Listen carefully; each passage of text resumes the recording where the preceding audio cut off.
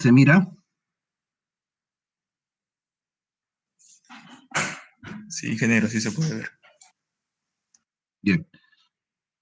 Bueno, el día de hoy hemos titulado esta charla como Proceso de fusión de concentrados de cobre y vamos a hacer una pequeña descripción de todo el proceso de la fundición de cobre. Sin embargo, vamos a centrarnos el día de hoy en la tecnología ISASMEL. Vamos a ver que durante la exposición la fundición es, la verdad, una mezcla de varias tecnologías y quizás poco a poco podríamos ir avanzando tema por tema para poder eh, hacerlo más didáctico, ¿no? Bien. Bueno, les presento, este es el horno ISASMEL. Este horno, Perú, tiene una capacidad instalada de 1.200.000 toneladas de concentrado fundido al año. Eh, Él tiene o da dos productos, una mata de grado de entre 62 a 64% de cobre y escoria entre 0,8 a 1% de cobre. Este horno, más o menos, para que tengan una idea, tiene una altura de 16 metros y un diámetro externo de 5,5 metros y un diámetro interno, digamos, la parte del crisol de 4,3 metros, debido a que en su interior tiene un recubrimiento de ladrillo refractario. Bien, tiene una forma cilíndrica. En esta parte básicamente se da la reacción entre el aire enriquecido y la lanza y una parte cónica por donde ya los gases, producto de la reacción, son evacuados, ¿no? Eh, en cuanto a estos modelos de hornos, tenemos básicamente dos, los cuales se denominan como TSL, tecnologías con lanza sumergida. En el mundo tenemos entonces dos procesos, el ISASMEL y el AUSMEL. Si podemos ver acá en el cuadro, básicamente el mayor campo del ISASMEL o la mayor utilización se hace para concentrados de cobre, ¿no? Una pequeña parte en plomo y también en metales preciosos. Mientras que el AUSMEL tiene mayor campo de acción en casi todo el tratamiento o la fusión de otros tipos de materiales. Sin embargo, eh, ISASMEL, que es una tecnología relativamente moderna, viene ganando mayor territorio y viene demostrando que puede reducir los costos operativos y obtener altas disponibilidades o tiempos de operación. Eh, Esperemos que con el tiempo esta tecnología sea más adquirida por otras empresas, pero por el momento lo que les puedo comentar es una tecnología muy eficiente. Eh, en el Perú, acá en este cuadro, en el diagrama de Pi, van a ver que en el Perú solamente tenemos un horno AISA y un horno en Sal de Perú, y en Pisco, en Funsur, hay un Ausman para fundir zinc, y son los únicos hornos de esta tecnología que existen en América, ¿no? En Sudamérica, especialmente el AISA, ¿no? Había la intención de que otro AISA se instale en la Oroya, pero bueno, por los problemas que ustedes ya conocen, ese proyecto quedó en stand-by. Entonces, en Perú podemos decir que tenemos una de las fundiciones más modernas de América y que puede competir contra el mercado internacional. debido a nuestros costos y al trabajo de todas las personas que buscan siempre optimizar y hacer el proceso mucho más rentable, ¿no? Y competitivo. Noten también que el mayor número de fundiciones con esta tecnología se encuentra en Sur Corea y en China, ¿no? Sabemos que allí está todo el número de fundiciones y la mayoría de empresas envía sus concentrados para allá. Este es un diagrama de flujo de la fundición para que podamos ubicarnos. El concentrado llega aquí a una zona que nosotros le decimos preparación de minerales. Acá llega el concentrado, ya sea de las minas locales o también puede ser de importación. Y mediante un sistema de fajas ingresa aquí a estas tolvas. Acá vamos a tener entonces el concentrado, vamos a tener un material recirculante, carbón, y el fundente que utilizamos es la sílica. ¿Ok? Entonces, en la primera área del proceso tenemos una zona que se le dice preparación de minerales, entonces allí se, se trata o se maneja el concentrado, se chanca la sílica, tenemos una planta de chancado de sílica para darle la granulometría que requiere cada proceso. Tenemos también una planta de chancado o bueno, la misma planta que chanca ese material recirculante producto de la operación, que luego vamos a ir explicando. Y una vez que se tiene todo, entonces entra a estas tolvas y mediante unos alimentadores o un sistema de fajas que cuenta con balanzas de alta precisión, podemos determinar la cantidad de cada, digamos, material o fundente que ingresa al horno, ¿no? Entonces viene por acá e ingresa al horno AISA. Bien, acá en la primera etapa o en la unidad principal de fusión se va a dar la formación de 3 productos. El primer producto va a ser el gas, el producto de la dessulfurización del concentrado, que va a pasar por aquí, por un caldero, y posteriormente a las plantas de ácido. Tenemos dos, la planta 1 y la planta 2. Ahora vamos a ver que en cuanto a los productos que salen por la parte inferior, ahí tenemos dos, que sería la manta y la escoria.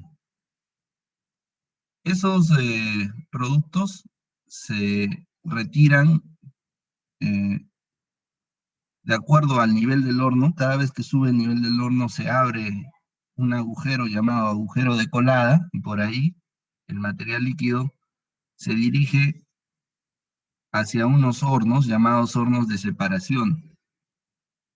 Aquí en estos hornos se da una sedimentación del material que sale del horno y se separan las dos fases, la fase escoria y la fase mata.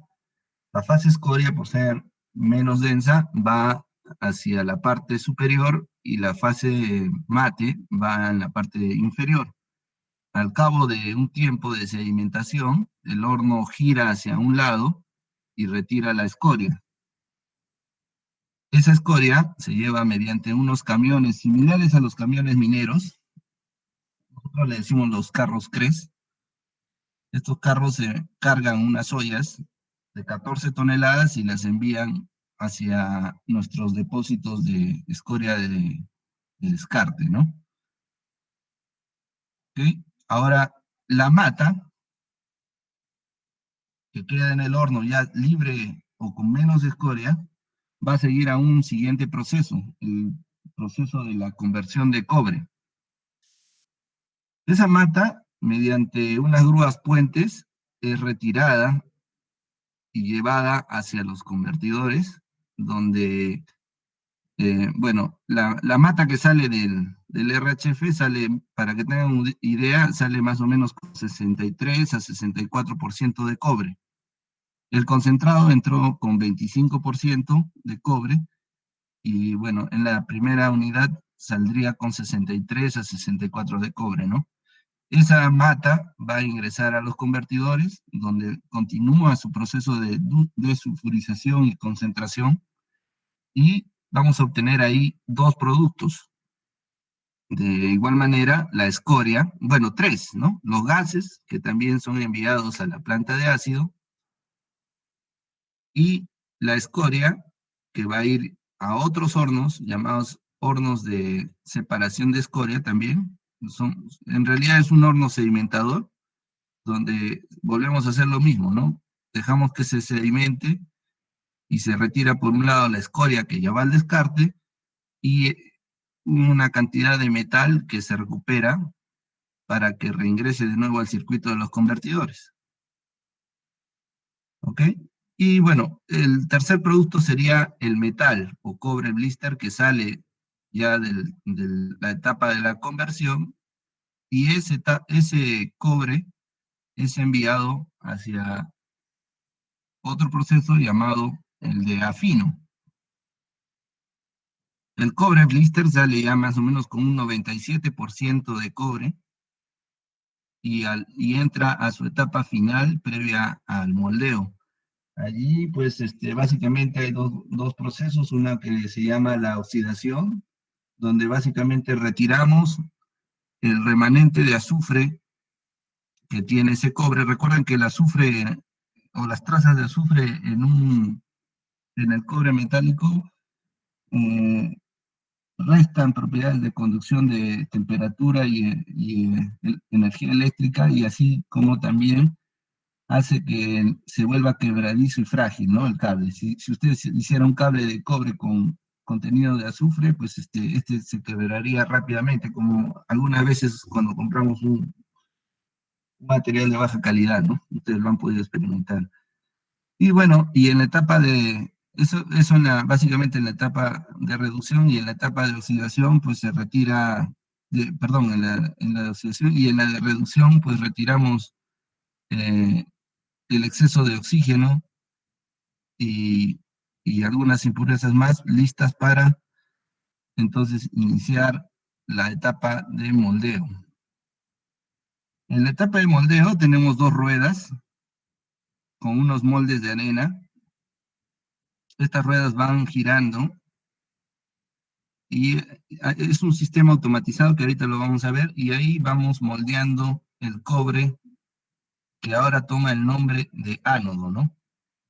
Este cobre tiene más o menos una pureza de 99, 99,3, 99, y una vez que se retira de los moldes, tenemos nuestro producto final, que sería los ánodos, que posteriormente van a ser enviados a la refinería para que puedan hacer el proceso de electrorefinación y obtener el cátodo de alta pureza para la venta al mercado local, ¿no?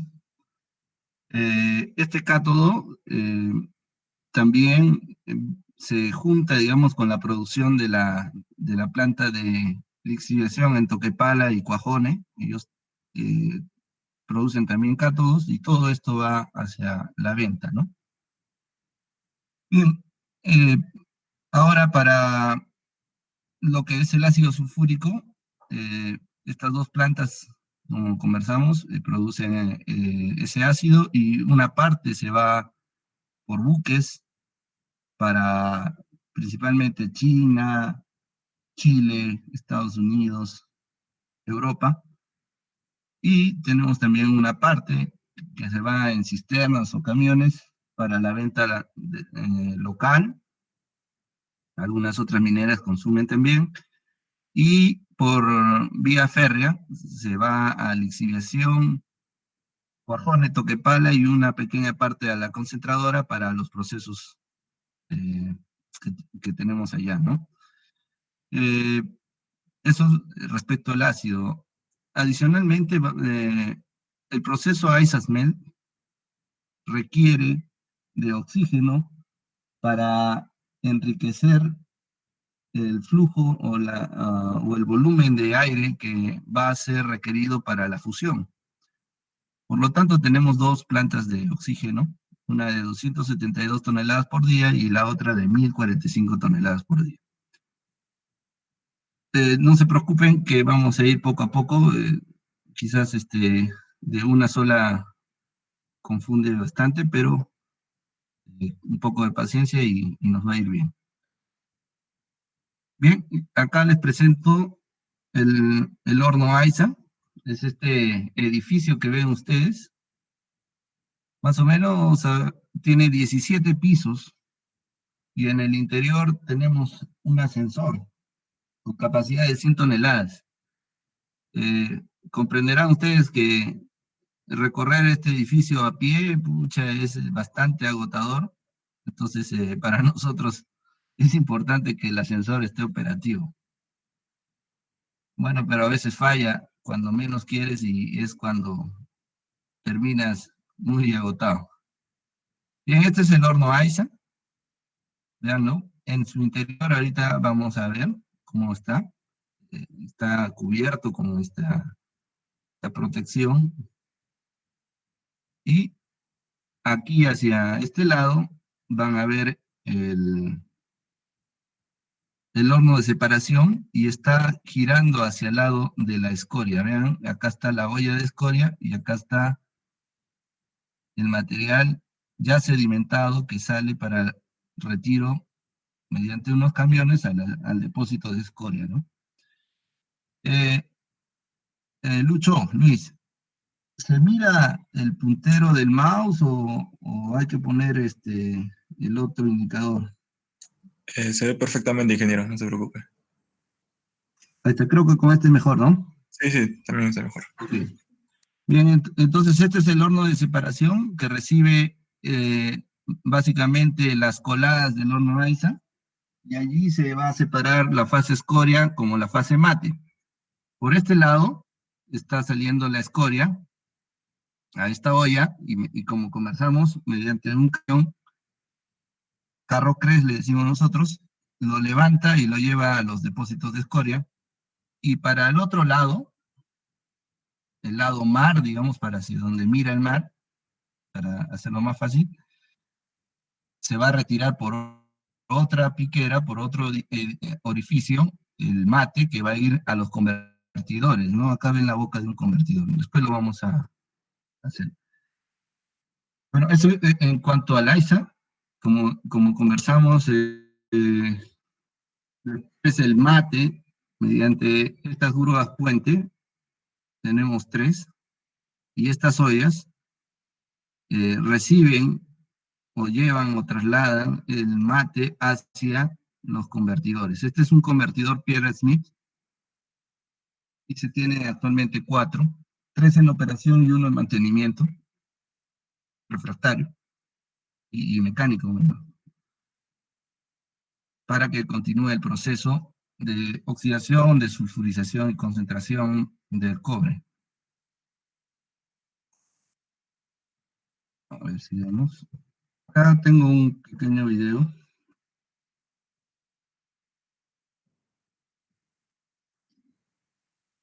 Este video es cuando se adiciona ya el mate que sale de los hornos de separación y cómo ingresa a un convertidor durante su soplado. A ver, miren, ¿no?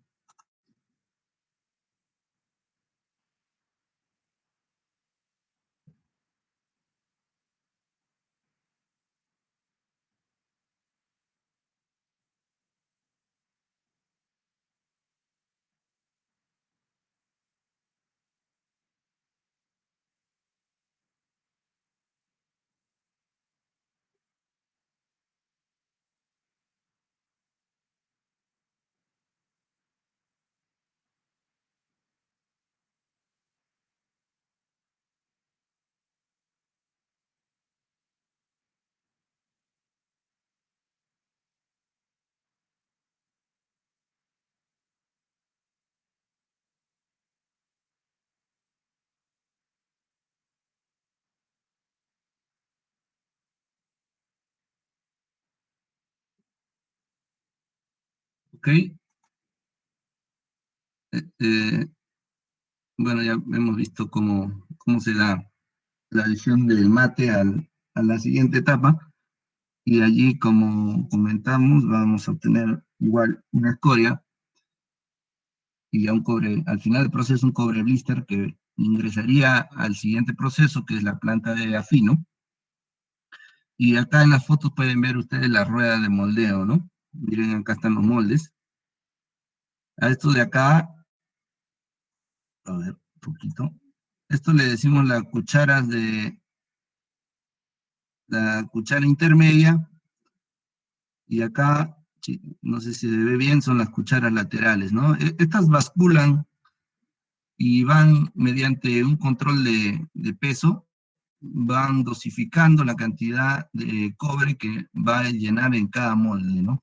Acá lo ven, ¿ves? Acá está la cuchara intermedia, lateral, perdón, y está llenando los moldes, de tal manera que no rebase, ni tampoco se forme mucha rebaba o no sea homogéneo, de tal manera que se rompan las orejas de los sanos, ¿no? Y bueno, tiene todo un sistema de enfriamiento. Aquí, otra foto, vista superior, cómo se da la colada.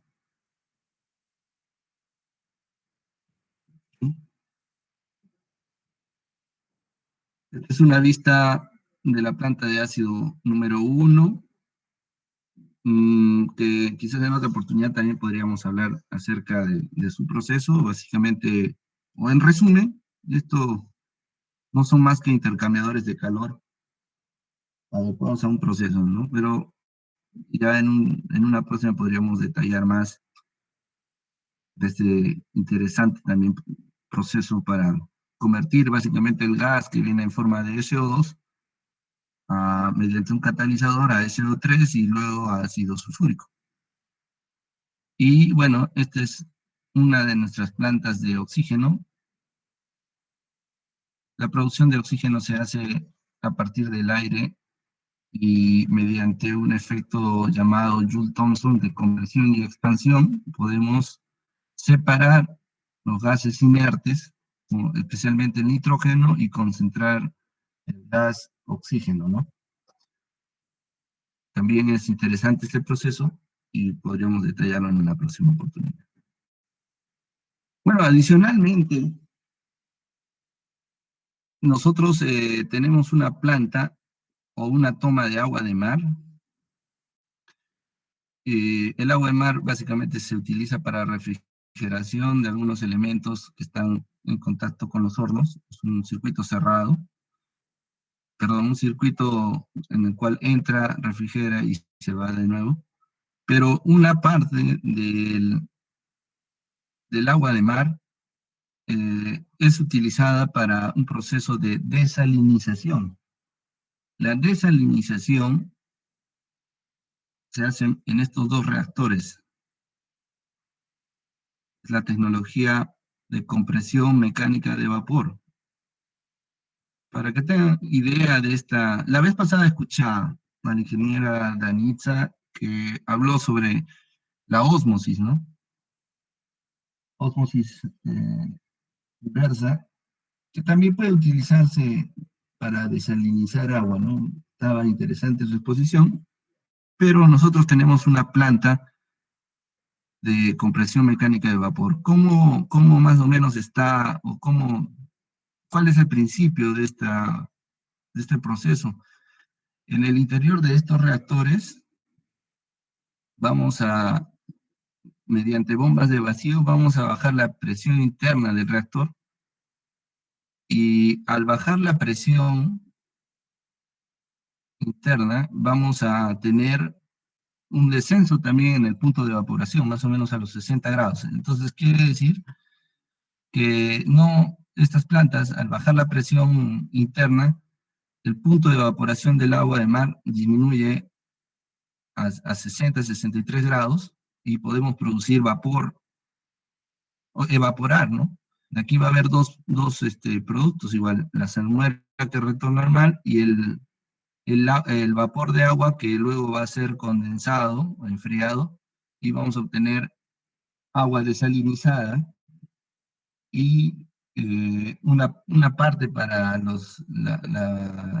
y bueno, esa agua desalinizada va al proceso como materia para utilizarla como agua de enfriamiento y agua de caldero, que necesitan tener alta o baja conductividad, y otra parte va a ser potabilizada para el consumo básico de los servicios básicos de fundición, ¿no?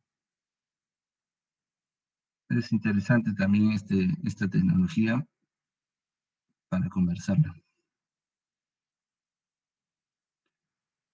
Si puedo decirles algo, es que esta, esta agua que se produce está calificada como grado A. Es una agua muy pura, no tiene ninguna coliforme, bacterias, mohos, hongos, baja o casi nada cantidad de metales pesados y es de alta pureza, ¿no? O sea, es una agua grado A.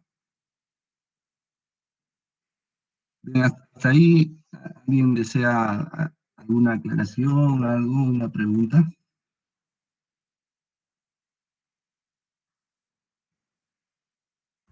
Ingeniero, disculpe, ¿cuánto es la cantidad? Buenos días, ingeniero.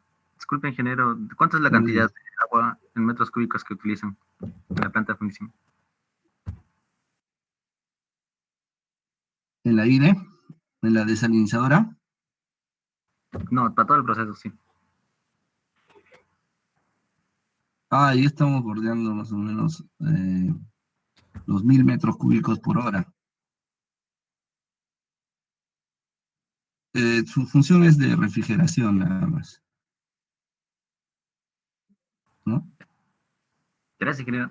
Y la producción de agua desalinizada más o menos por planta está en los 30 metros cúbicos por hora. Y bueno, se utiliza para consumo y los servicios higiénicos básicamente, ¿no? Y en pequeñas partes para el proceso. Ingeniero, disculpe, una consulta. ¿Cuál es la eficiencia de su planta de ácido sulfúrico? ¿Qué cantidad de los gases se transforman finalmente a ácido? Y Captura. también, ¿qué cantidad de SO2 finalmente es liberado al medio ambiente? Ya, la eficiencia está más o menos en 98,7, la captura de la planta de ácido, y las emisiones están ya por el orden de los ppm, de más o menos 150 ppm de CO2. En realidad es una alta captura del azufre y bueno, nos permite obtener mayor cantidad o mayor producción de ácido, ¿no? Ujú. Arturo, hola, hola Arturo, te saluda Cristian Vidal. Una consulta. Hola. En el tema del agua que utilizan en planta, ¿todo el agua es netamente de mar o también es agua agua industrial, o no sé, agua recuperada? ¿Ustedes también para su consumo de planta utilizan agua recuperada? Y lo Buena otro, pregunta. y lo otro, Sí. en el tema de las plantas o la planta de la planta, perdón, de ácido que tienes, ¿el consumo que se tiene solo es para hilo o también lo derivan a las diferentes unidades como Toquepal y Cuajón?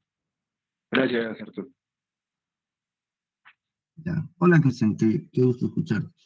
Bueno, es una buena pregunta porque el agua, digamos, el efluente que nosotros le decimos, parte de todo lo que se colecta en los drenajes y también parte de que sale de las aguas, de los productos de los baños, duchas, todo eso, nosotros lo reutilizamos y lo ingresamos eh, en su mayor parte de dos procesos, ¿no? Una al horno AISA para como vamos a ver más adelante, para dar la humedad al concentrado, y la otra parte en los convertidores para enfriar el gas, ¿no? Entonces, nosotros recirculamos el agua y con eso también nos permite un gran ahorro, porque estas plantas ya no van a operar al 100% durante el año, sino que como vamos a tener un inventario alto, nos permite, una, hacer mantenimientos, y dos, tenerlas en stand-by, acaso la fundición demande más, ¿no? Sí, son recirculadas y tratadas con algunos reactivos para que puedan entrar nuevamente al proceso. También se tiene la otra opción, que son las plantas, dos plantas que tenemos también de tratamiento de aguas residuales, con un proceso llamado BioLeb, oxidación bacteriana, eh, que también daría la posibilidad de retornarlos al mar como agua, ya agua apta, ¿no? Pero nosotros lo recirculamos porque nos es más beneficioso utilizarlo en el proceso, y también por un tema ambiental, ¿no? Y en cuanto a la planta de ácido, sí, la producción pues es enviada, una pequeña parte es enviada a Toquepala, Cuajone, la siguiente es por buque, la gran parte se envía para exportación, y también tenemos otra que es para consumo de las mineras locales, ¿no? Cerro Verde, dependiendo eh, la demanda.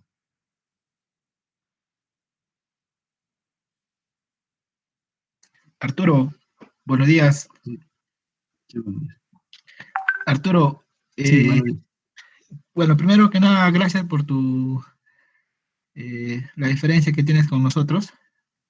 Eh, Hasta el momento ya está muy interesante la ponencia, seguramente va a seguir así. Quería aprovechar para preguntar dos cositas. La primera, eh, la salmuera que mencionaste, la devuelven al mar, ¿correcto? sí. ¿Bajo qué procedimiento hacen esta devolución, Arturo? ¿A qué distancia de la orilla? Eso. Ah, eso se Y, va, sí, ya. y lo otro, Arturo, hasta antes de que entre en funcionamiento el ISASMAN, ¿cuánto era la emisión? Más o menos, ¿no? Para darnos una idea de cuán beneficiosa ha sido la implementación de este horno, ¿no? Ya. Bueno, la salmuera, tenemos unos emisores submarinos que lo llevan más o menos más de 100 metros hacia la parte del mar, hacia la parte profunda, y ahí se retorna al mar, ¿no? Para que vuelva.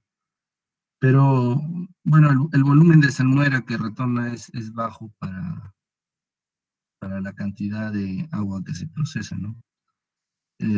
La norma dice que tenemos que instalar un emisor y llevarlo hacia aguas adentro para que retorne, ¿no? No puede retornar así directamente, digamos, por la orilla o a metros, ¿no? Tiene que ir hacia la parte más profunda para que se dé de nuevo la mezcla, se homogeneice. Bueno, antes de la modernización, pues se tenía unos hornos reverberos, un horno teniente, y una menor captura de las emisiones de azufre, y conforme la tecnología ha ido avanzando, pues hemos llegado a tener bajas emisiones y a ser más eficientes, ¿no? Porque se aumentó la captura, se puso una planta de ácido, la planta de ácido 2, y con eso se redujo fuertemente las emisiones.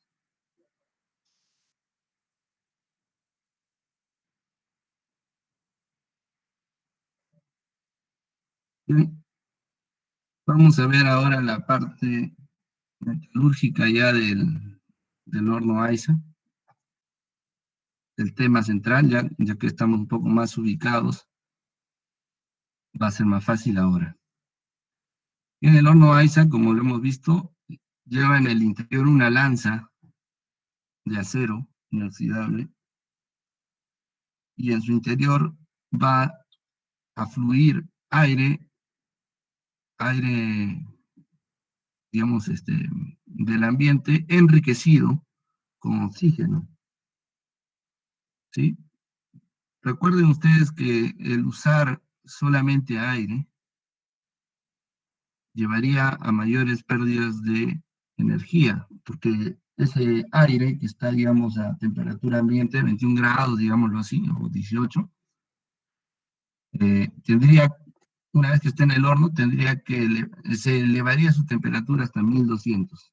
Entonces ese 79% de nitrógeno robaría todo ese calor solamente para calentar, pero no tendría ninguna reacción, sería un gas inerte, ¿no? Entonces el proceso contempla el enriquecimiento del flujo de aire para aumentar la eficiencia y otra para también reducir el volumen, ¿no? Más o menos el volumen total está en los 50.000 normales metros cúbicos hora. ¿Ok? Por el interior de la lanza también puede ingresar diésel para, en caso se tenga un desequilibrio térmico, poder compensar esa carencia de energía y evitar el enfriamiento, ¿no? Sin embargo, el proceso, debido a las características de nuestro concentrado, básicamente por el contenido de azufre, se hace autotérmico. No necesitamos de algún otro medio adicional más que simplemente el azufre concentrado para producir la fusión del mismo. Esto es una ventaja competitiva también que hace esta tecnología más rentable o viable, ¿no? De acuerdo también a la composición del concentrado, obviamente, ¿no? Si no tenemos azufre, que es el combustible, pues sí requeriría quizás inyectar o adicionar petróleo, carbón, ¿no? Otra fuente de energía para mantener digamos, la temperatura, pero normalmente el ISASMEL, por tratar concentrados primarios de cobre, puede hacerse autotérmico. Bien, esta lanza ingresa al baño, ¿sí? Y hace reacción con el concentrado formando el baño fundido, ¿no? Esta lanza tiene un control, un lazo de control que regula la profundidad de acuerdo a la presión que sensa en la punta, y así con eso nosotros tenemos una idea de en qué nivel está el horno, ¿no? Para iniciar o tapar las coladas, ¿no? Producto del splash o el ingreso del aire, se da una salpicadura y esa salpicadura protege la lanza que está introducida dentro del horno para que también tenga un mayor tiempo de vida útil, ¿no? Entonces, la lanza, ¿por qué no se funde? Porque se protege con escoria y a la vez el aire que ingresa también produce una refrigeración interna, ¿no? Esa sería la explicación de por qué, digamos, al meterlo en un baño fundido, no se, digamos, no se fundiría la misma lanza, ¿no? Sino cada rato tendríamos que cambiarla. La temperatura del baño fluctúa entre los 1170 a los 1210 grados Celsius, siendo la temperatura óptima 1180, y esto dependerá también de la calidad del concentrado, ¿no? Algunos óxidos, como la alúmina principalmente, y algunos otros, como el óxido de magnesio, incrementan la viscosidad del baño, y para poder conseguir la fluidez y la eficiencia, en esos casos se incrementa la temperatura, ¿no? Pero normalmente debemos operar a 1180 grados. Bien, por la parte superior va a ingresar el concentrado con la sílica, el frío y el material recirculante para la reacción, ¿no? Lo que comentaba Cristian, este concentrado, nosotros le adicionamos un poco de agua para llevarlo a una humedad más o menos de 9,5, bueno, de 8 a 10%, ¿no? 9,5 en promedio, para que la carga, como acá tenemos también producimos gas, se produce una succión o un tiro, entonces para que la carga pueda llegar al baño y no se arrastre, ¿no? Se le adiciona agua para que se aglomere, se homogenice y llegue al baño y pueda reaccionar, ¿no? Entonces, esta agua que se le adiciona es el agua, parte del agua residual o el agua de fluente que tenemos, la reutilizamos, la metemos aquí al horno, ¿no? Luego claro, el agua se vuelve vapor y se va, ¿no? Pero eh, reutilizamos el agua, digamos, el agua del efluente, de todo el agua que no se utiliza, se vuelve acá en proceso para que ingresen, ¿no? A ver. Bueno, se da ahí un efecto de turbulencia, tipo un vórtice, y ahí se da el contacto entre las moléculas de oxígeno y el concentrado, ¿no? Y se produce la reacción. Como veíamos por esta parte, el gas sale del horno ya, luego ingresa un caldero para recuperar o enfriar el gas. El gas sale más o menos con 1180 grados y al final del proceso o de esta parte sale con 600 grados, ¿no? Ese calor lo cedió mediante un caldero a un agua de caldero, como valga la redundancia, y esta agua genera vapor.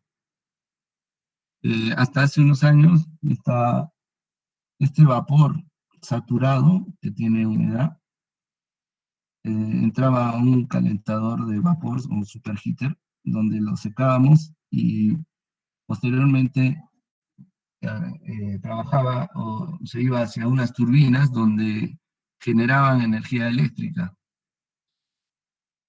Bueno, actualmente el proceso ya no se hizo rentable y se ha descontinuado. Actualmente el vapor vuelve se condensa, se le acondiciona y retorna al caldero, ¿no? Hace un ciclo cerrado, ¿no?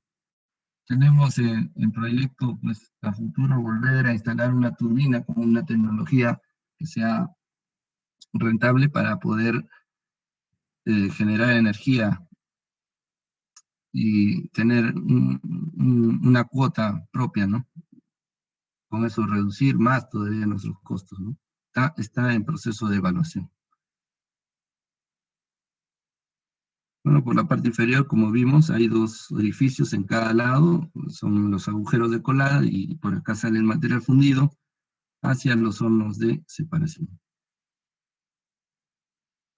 Miren, acá, este es el horno, cuando se construyó, miren las dimensiones, relativamente grande, ¿sí? Luego, bueno, viene el edificio que ustedes vieron, ¿no? Bueno, pues, pero este es el horno en su interior, ¿no? Y aquí, este es cómo sale la lanza, ¿no? En una salida de inspección, así sale la lanza que ha estado en contacto con el baño, ¿no? Aquí está la escoria, bueno, poca escoria en esta foto, y el aire, pues, hace también la refrigeración. Estas lanzas tienen un promedio de operación de 14 días más o menos. Miren, así sale la lanza. Están cambiando o están llevándose al taller una lanza ya que cumplió su tiempo de operación y esta foto, bueno, es un caso en donde se tuvo un daño mayor, ¿no? Pero la puse aquí para que vean eh, o sepan o puedan ver de qué tamaño es una lanza, ¿no? Más o menos mide 12 metros. Bien, vamos a explicar un poco de la mecánica de la reacción del horno Aizen. Bueno, esta foto, así entra la carga por la parte superior al horno, ¿no? Ok. Básicamente el concentrado tiene esta forma como charco pirita de cobre y reacciona de la siguiente manera. El mecanismo es el siguiente. Cuando tenemos un baño líquido, las moléculas de feo reaccionan con el oxígeno que viene por la lanza, formando esta molécula de acá, que se llama la magnetita. Tiene propiedades magnéticas, ¿sí? Un alto peso específico. Y bueno, esta magnetita es la que realmente va a reaccionar con el concentrado, formando moléculas de feo que hacen este ciclo, SO2, que es en el gas, sulfuro de cobre y sulfuro de fierro, y 4 moléculas de feo, ¿no? Fuera de estas. Entonces, el SO2 se va por el gas, y el sulfuro de cobre y el sulfuro de fierro tendrían a ser ahora la fase líquida junto con el feo, ¿no? Ahora vamos a ver. Esta es la primera reacción. Bueno, esta es en forma de iones, pero vamos a ver acá. Vamos a ver aquí. Ya, ok. Tenemos el feo, reacciona con el oxígeno y forma la magnetita. Entonces, parte de esa magnetita va a reaccionar con el sulfuro de fierro, reduciéndolo a 10 moléculas de feo, y aquí es cuando la sílica ingresa y forma un complejo llamado fayolita. Fayolita vendría a ser nuestra fase de escoria. Y la otra fase sería la mata, que básicamente es sulfuro de cobre, ¿no?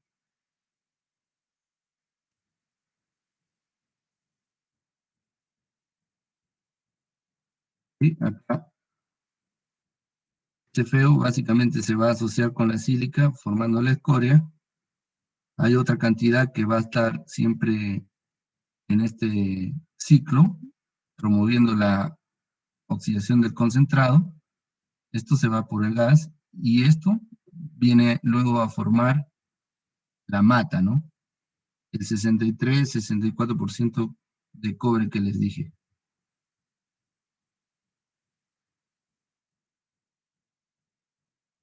Bien, una parte, o ustedes obviamente sabrán que la temperatura pues es nuestra variable que gobierna básicamente el proceso, ¿no? Entonces, ¿cómo medimos la temperatura? Tenemos acá, este sería el espesor del casco del horno. Acá tenemos un ladrillo aislante y este sería el ladrillo de trabajo. Entonces acá nosotros lo que hacemos es perforar,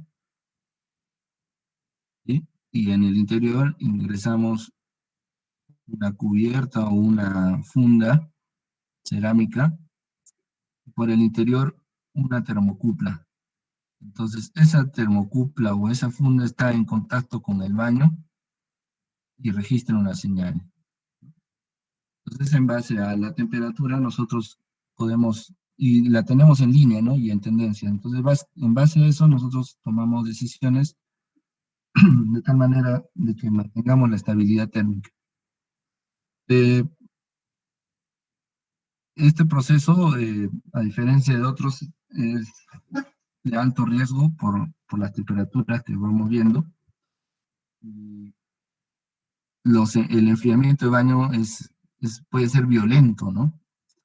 Que al perder temperatura perdemos reacción. Entonces, tenemos que prestarle bastante atención.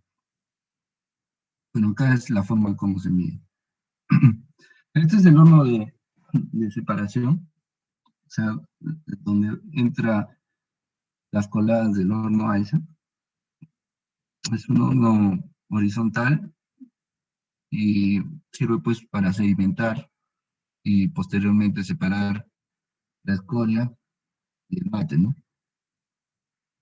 Acá están sus medidas, es de 14 metros de longitud por 3,75 de diámetro. Tiene ladrillo refractario en su interior. Bien, ya terminando, miren, esta es una... bueno, el horno AISA es controlado vía remota por un operador. Eh, este operador tiene la categoría una de las categorías más altas y responsabilidades dentro de los ingenieros de la fundición, debido a que en sus manos básicamente está todo el control de la fundición y en base a su experiencia y sus decisiones, permite que se dé la operación, ¿no? O sea, tiene una responsabilidad grande, ¿no? Entonces él tiene sus pantallas de control, tiene cámaras, un sistema CCTV donde también puede ver lo que está pasando en campo, tiene radios de comunicación, tiene un sistema de parlantes también para poder, digamos, comunicarse con la gente que está afuera. Tiene varios medios de comunicación, todo para que la comunicación sea buena, sea efectiva y podamos tomar acciones preventivas más no correctivas, ¿no? Que es lo que no se quiere. Bueno, esta pantalla, vamos a verla, acá coloca cuánto tonelaje de concentrado va a darle al horno, la relación entre sus alimentadores de concentrado. Y bueno, esta tecnología tiene en su programación un balance de materia y energía. Entonces, geométricamente, para esta cantidad de concentrado y para la composición química, le asigna un valor calculado de sílica, ¿no?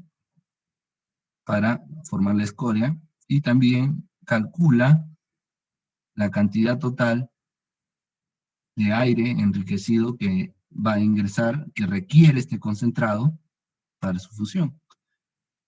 Bueno, acá es la cantidad de oxígeno y acá está la cantidad de aire, ¿no? La suma sería el total y la mezcla tiene más o menos un 69% de oxígeno, ¿no? Bien. Acá, como vemos, tiene un sensor en la punta que mide la presión y mantiene siempre esa presión. Entonces, si el baño empieza a subir, la lanza se va a retirar con el baño, manteniendo constante esa presión, y nos va a dar una idea de la altura que tiene. A determinada altura, los operadores en campo abrirán la colada, empieza a bajar ese nivel de baño, llega a cierta posición y tapan la colada. Y así sucesivamente, ¿no? Entonces botan una colada a un horno, dejan sedimentar y la próxima lo llevan al otro horno y así, ¿no? Van turnando para que puedan darle tiempo de sedimentación y separen, ¿no? Cada producto. Vean ustedes, aquí tiene para ingresar las composiciones químicas del concentrado: cobre, fierro, azufre, sílica, óxido de calcio, magnetita y agua. Y con eso pueden, digamos, la lógica de control calcula los parámetros del horno, ¿no? Creo que los metalurgistas realizan un balance más completo, el cual también llega a manos de acá del controlador de este horno, para tomar todos los criterios, ¿no? Porque si bien es cierto es un cálculo, pero lo que se necesita básicamente es el criterio y el conocimiento, ¿no? Para que pueda hacer que estas variables eh, sean eficientes, ¿no? Entonces acá bastante interviene la labor del ingeniero metalurgista, el conocimiento, para poder hacer que el horno opere en un régimen estable, ¿no? Y así evitar las salidas de operación y las pérdidas de producción. Bien, eso es todo lo que hoy día quería compartirles. Les agradezco su atención, siempre con las ganas de seguir apoyándonos entre todos, porque somos colegas, para salir adelante en estas épocas difíciles, ¿no? Y pienso que esto que están organizando es muy bueno, y vendrán más personas y también compartirán sus experiencias, ¿no? Yo los felicito bastante, les agradezco que también hayan tenido el gesto de invitarme, y muy contento de estar con ustedes hoy día. Gracias. Bien, ingeniero, muchas gracias a usted por el contrario, por acceder a exponer frente a todos los compañeros y también ingenieros presentes. Antes de terminar con la ponencia, quizás hay algún compañero que quiera hacer alguna pregunta al ingeniero. Sí, muy buenos días, ingeniero. Buenos días. Mi pregunta es la siguiente. ¿Cada cuánto tiempo realizan el cambio del refractario? ¿Cuál es el precio aproximado? Y si este ladrillo que utilizan es de mercado peruano o lo traen de afuera. Ya, gracias. Bueno, eh, cada 2 años hacemos una parada mayor que lleva el nombre, bueno, aquí, de MMF, le dicen, ¿no? Mantenimiento Mayor de Fundición. Allí se hace, como dicen, un mantenimiento mayor a los hornos. Especialmente hablando del horno AISA, se retira el ladrillo refractario que ya sufrió, pues, producto de la operación, un desgaste. Se retira y se coloca un ladrillo nuevo, ¿no? Sí, hay mercado local y hay mercado internacional. A ver, por ejemplo, una empresa local sería Repsa, y hay otras como FedMed, y bueno, otras empresas internacionales que nos proveen ciertas calidades, ¿no? Ciertas calidades, y con eso podemos hacer el enladrillado. Bueno, ¿a cuánto asciende más o menos el costo del ladrillo? Aproximadamente unos $2 millones.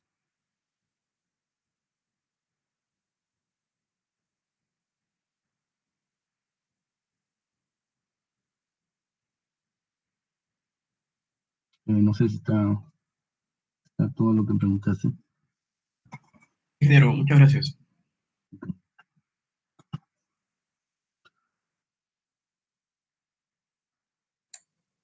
Ingeniero, yo también tendría una pregunta acerca del proceso de refinación. ¿Cuál es el tratamiento posterior que le realizan a los lodos anódicos? Bueno,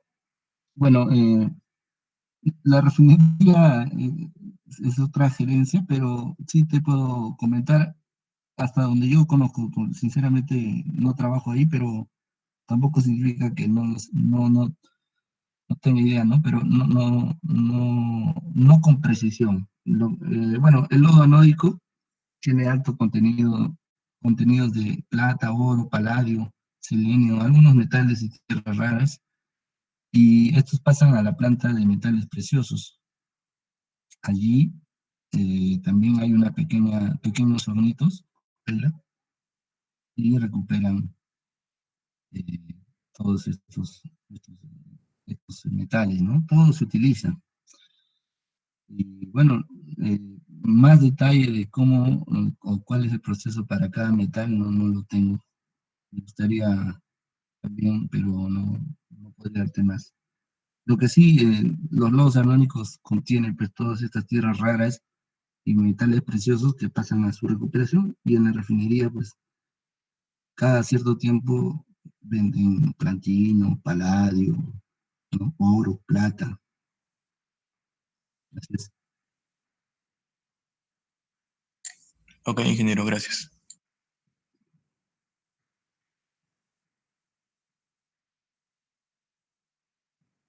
Ingeniero, buen día. Tengo una pregunta. Sí, buenos días. Es sobre si la fundición se va a hacer con la ampliación de Cuajone. Bueno, eh, hay planes para modernizar e incrementar eh, la fundición. Sin embargo,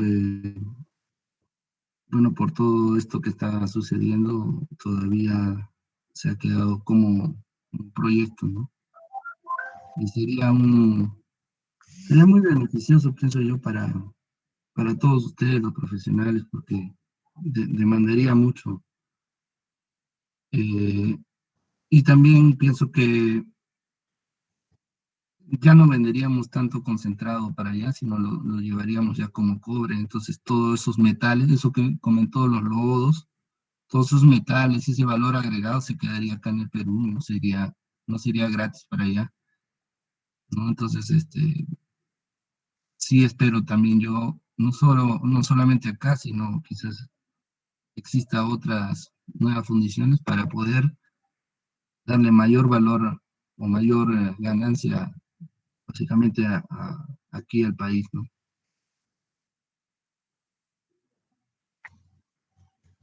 Ok, ingeniero. Tengo otra pregunta que es sobre si cuentan con un plan o una gestión ambiental a los residuos que trata la planta de fundición, como las escorias, las rebajas.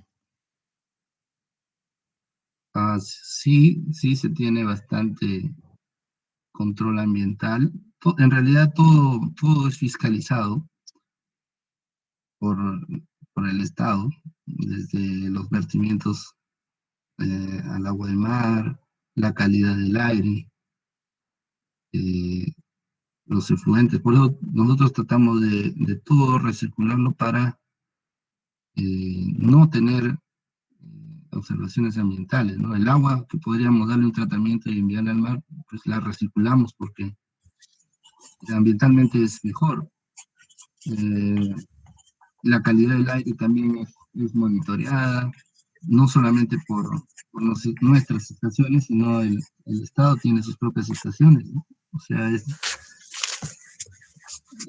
y constantes auditorías ambientales. Tenemos un plan de segregación de residuos y todo eso se declara, se lleva a un control.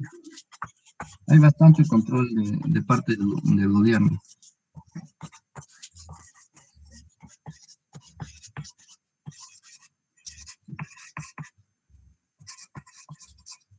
No sé, ¿algo más? Sí.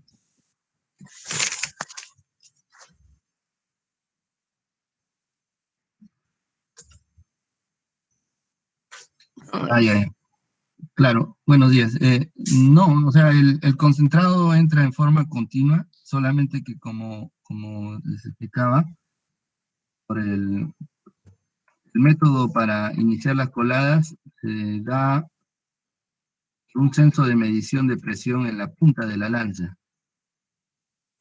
Entonces, digamos que tú, ese lazo de control le pones que la presión en la punta sea, digamos, 30 kPa de presión, kilopascales. Entonces, La lanza, conforme vaya subiendo el nivel del baño, va a tratar de mantener esa presión, La ¿no? lanza Entonces después de que se va a ir retirando, se va a ir retirando. es retirada y esta se lleva, dijo que esta se lleva porque Micrófono, esta por es favor. retirada. Ya, bueno, a todos se le puede ir. Bueno, entonces cuando sube el nivel del baño, la lanza sensa una presión y mantiene ese set point y se va a ir retirando, va a ir subiendo, subiendo, subiendo, subiendo. Entonces, mediante un encoder o un medidor de la posición, lo lleva a una altura. O sea, te va diciendo ahí qué altura tiene el horno. Entonces llegas a un nivel, por ejemplo, 2 metros, y la gente en campo apertura un canal de colada y empieza a bajar el nivel del horno, ¿no? Hasta que más o menos te indica un nivel mínimo, ¡pa! Lo tapan y vuelve a hacer ese ciclo, ¿no? O sea, las coladas sí son batch, pero la alimentación es continua.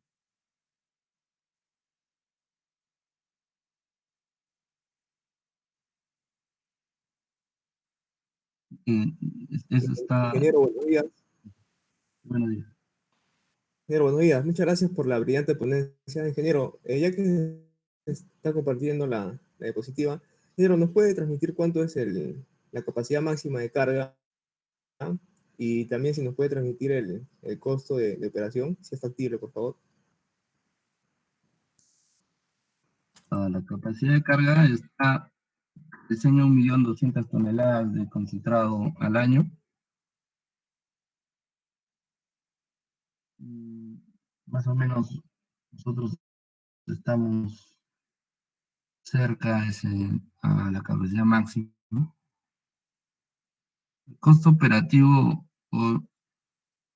no lo recuerdo en este momento, pero lo puedo hacer llegar si desean. Un promedio, ¿no?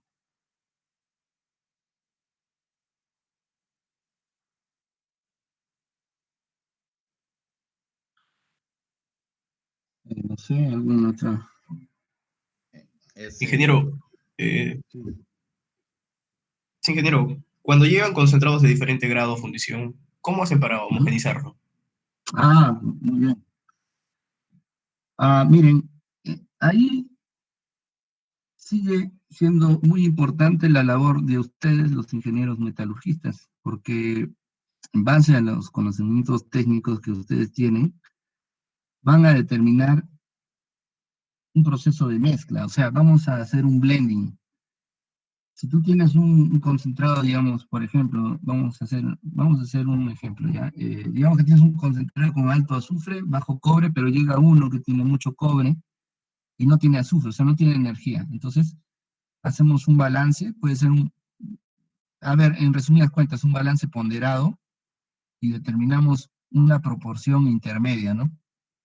Y con eso podemos darle tratamiento.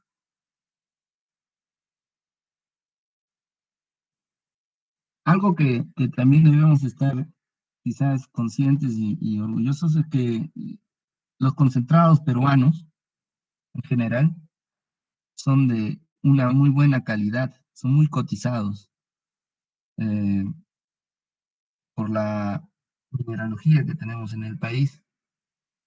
Por ejemplo, concentrados chilenos son altos en arsénico, azufre, y, y bueno, sufren castigos, ¿no? Para su venta. En cambio, nosotros es como que tuviéramos mantequilla, todo el mundo quiere esa mantequilla, en general, ¿no? En en los concentrados peruanos, ¿no?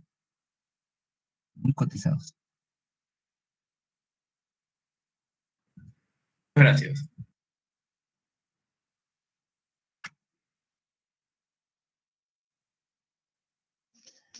Buenos días, ingeniero. Le saluda Boris. Tengo una pregunta. Mencionó que la compresión dinámica de vapor usan bomba de vacío para bajar la presión interna. ¿A qué presiones llegan? Más o menos menos 300 milímetros de mercurio. Eso también, mira,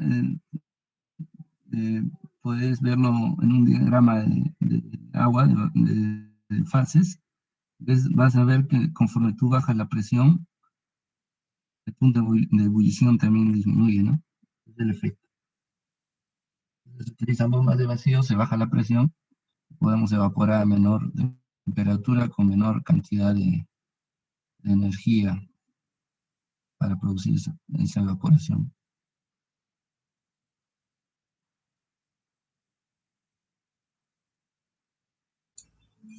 Ingeniero, disculpe, para precalentar los gases que ingresan al horno, ¿qué tipo de intercambiadores de calor usan?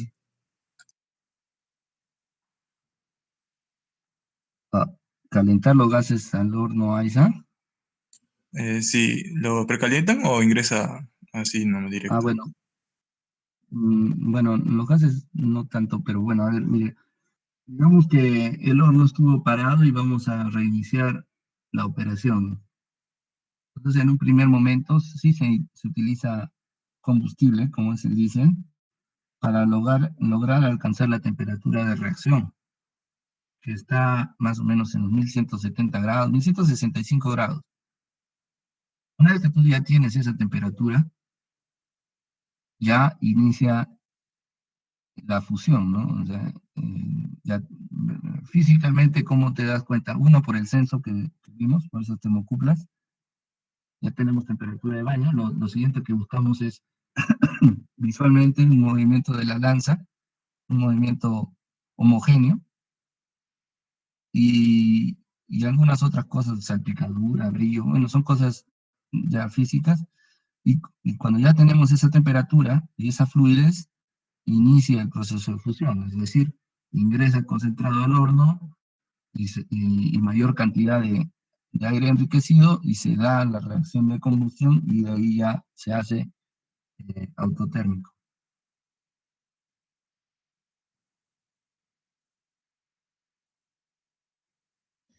Ingeniero, muchas gracias.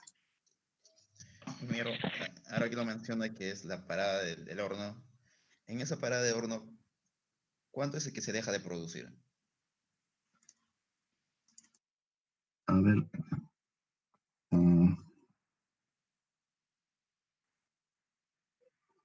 vamos a estimarle.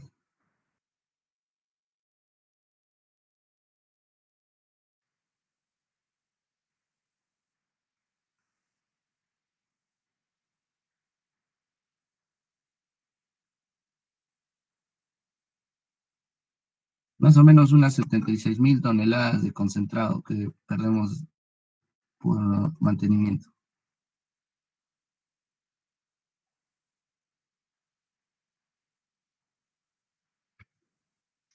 Gracias. 76.000 toneladas, sí. Ingeniero, buenos días. Tendría Bueno, dos consultas. La primera es si es que se ha hecho una evaluación de la gradiente térmica del agua que regresan al mar. Y la segunda es, ¿por qué no le damos un valor agregado a los cátodos que producimos, ¿no? O sea, puede ser en forma de alambres o alguna otra forma, ¿no? ok, sí, el agua que entra a la refrigeración va como entre la temperatura ambiente, y luego también en su proceso de salida va transmitiendo el calor que adquirió a otros intercambiadores, ¿no? O sea, tratamos de no perder energía por ningún lado, ¿sí? Y bueno, retorna al mar con 1 grado, 2 grados más de lo que ingresó. Se trata de recuperar al máximo también ese calor ganado para eficiencia del proceso. Y bueno, todo eso, como en la anterior pregunta, es fiscalizado también por el gobierno, ¿no? O sea, hay bastante control ambiental ahora. Y la segunda pregunta, por favor, ¿puedes repetirla? ¿Por qué no generaríamos alambres de cobre o darle un mayor valor agregado, ¿no? Y no simplemente exportar cátodos, ¿no? Correcto. Sí, es una pregunta que nos hacemos todos, ¿no? Porque, o sea, deberíamos también ya producir, o sea, no debería haber solo una fundición, ahorita deberíamos tener más y empezar a producir nuestros propios alambrones, que sí se hacen, pero hay empresas en Lima que lo hacen, pero a una escala menor, ¿no? Eh, Sería interesante en ver ese punto de vista de un especialista, porque traería la llegada de más tecnología al país, con ello la capacitación de más profesionales, porque tendrían que adquirir estas nuevas tecnologías, ¿no? Para fabricar circuitos, para fabricar componentes electrónicos, teniendo la materia prima, digamos, a la vuelta de la esquina, ¿no? Yo también pienso que si orientaríamos a traer las tecnologías, así como China las trajo a su país, a traer, teniendo tanta riqueza, traería un beneficio no solamente económico, sino en todas las personas, ¿no? Un beneficio cultural, porque esas empresas tendrían que compartir su conocimiento, sus tecnologías con nosotros, los peruanos, y nos haríamos más competentes, ¿no?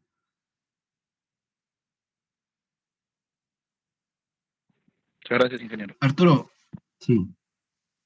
Arturo, quisiera saber si la tecnología del ISASMEL, o ISASMEL, como lo dices tú, eh, también podría funcionar de cara a lo que se viene para Hilo, ¿no? Con la llegada del gas natural. Hay planes para hacer una petroquímica, si no me equivoco, en Hilo. ¿Podría funcionar? O quizás no tanto para la ISASMEL, para otro proceso, no lo sé. ¿Se ha contemplado? Así, sí, o sea, es muy probable la llegada del gas natural ya, y de todas maneras nos va a traer beneficio porque en todos los hornos, especialmente los convertidores, los hornos de refino y los hornos de separación, ellos ahí en los periodos que están, digamos, en espera, para no enfriar el material, utilizan quemadores y actualmente se utiliza diésel y residual 500, pero la llegada al gas natural, una, ambientalmente sería mejor porque se reduciría en algo las emisiones de CO2, y otra, o sea, es una combustión más eficiente, y otra que su costo abarataría fuertemente los gastos o los costos operativos. Sí está en cartera de proceso, de proyecto, ya eso es una realidad que va a darse tarde o temprano ahí en el Perú, ¿no? En el sur del país.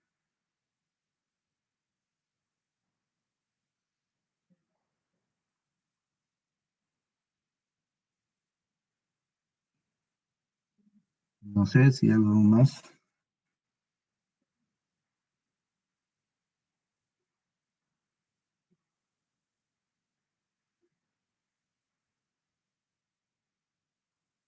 Bueno, si no hay más preguntas, yo les agradezco bastante la invitación. También me agradó bastante la serie de preguntas e interrogantes.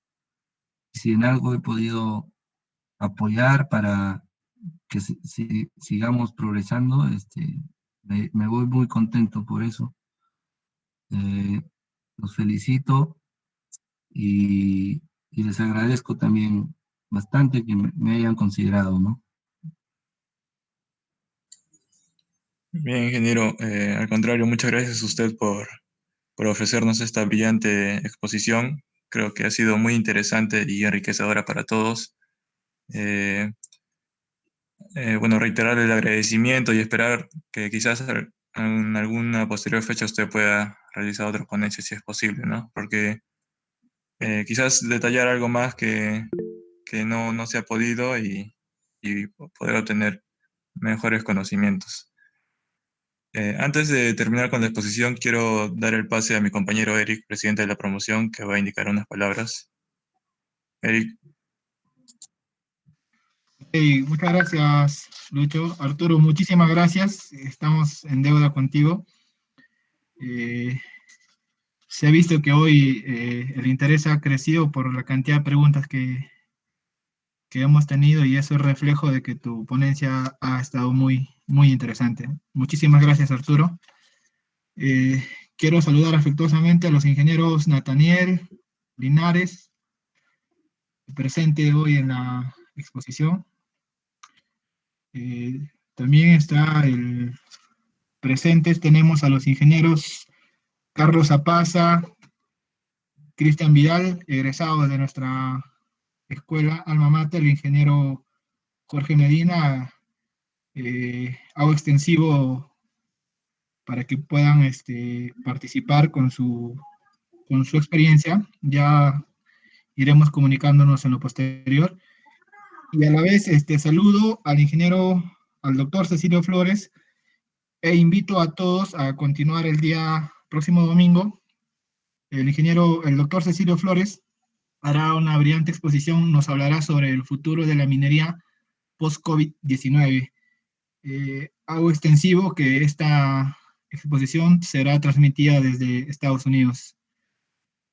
Sin más, quiero agradecer la presencia de todos y recordándoles que aún continuamos bajo esta pandemia, ¿no? Y por favor, cuídense todos. Gracias y nos vemos el próximo domingo.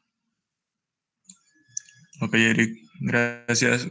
Bien, compañeros, como Eric mencionó, el próximo domingo se estará haciendo esta nueva ponencia. Esperamos también su participación. Y recuerden que en esta pandemia, si hay que contagiarnos de algo, sea de conocimiento. Hasta luego, muchas gracias. Hasta luego.